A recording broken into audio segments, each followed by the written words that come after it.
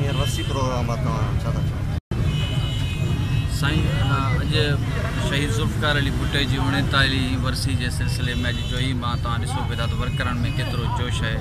अॼु बसि सम्झूं था त पाकिस्तान पीपुल्स पार्टी अॼोके ॾींहं खे कारो ॾींहुं करे मल्हाए थो। जेको भुट्टे साहिब जो जेको अदालती क़तल थियो आहे, असीं हुनजी मज़म्मत कंदा आहियूं ऐं सम्झूं था त इहा डिक्टेटरनि जी हिकिड़ी साज़िश हुई जंहिं पाकिस्तान खे हिकिड़ो वॾो नुक़सानु दुनिया में ॾिनो, जंहिं पाकिस्तान जे अज़ीम लीडर शहीद ज़ुल्फ़िकार अली भुट्टे खे फांसी ॾिनी।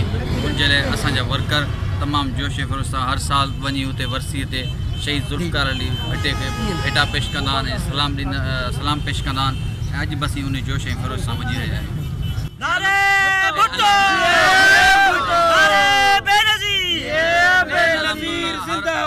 आसपास जेके ॻोठ आहिनि, शहर आहिनि, उहे काफ़िला पहुची चुका आहिनि।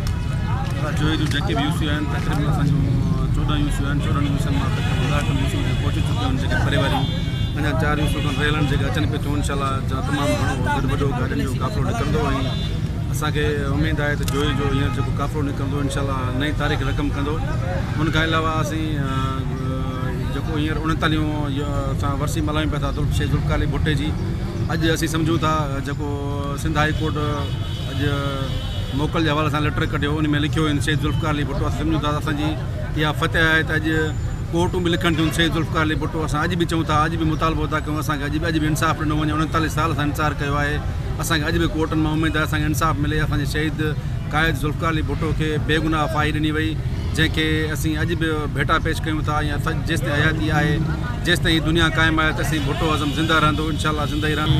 एशिया जे लाइ बि क़ुर्बानी ॾेई वियो ऐं हर साल असां 24 अप्रैल ते भुट्टे साहिब जी वरसी मल्हाईंदा आहियूं। असांखे 47 वरसी आहे ऐं धाम धूम सां कारकुन जेके बि आहिनि पंहिंजे हॾों ॾेई गाॾियूं सवारियूं करे मोहतरमा जी वरसी हुजे, शहीद ज़ुल्फ़िकार अली भुट्टे जी वरसी हुजे, उहे पाकिस्तान में एशिया में इंशाअल्लाह ताला क़ाइम ई दाइम आहिनि, शहीद ज़िंदा आहिनि।